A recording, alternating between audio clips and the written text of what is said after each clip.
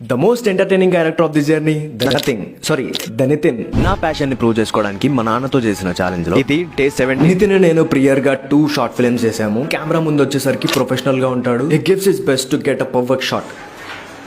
Is very good actor but కొంచెం lazy. Set అంతా రెడీగా ఉంది, డిఓపి గారు రెడీగా ఉన్నారు. మనవాడు షూట్ బాయ్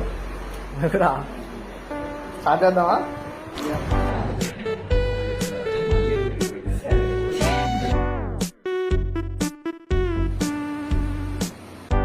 డిఓపి గారు రెడీ.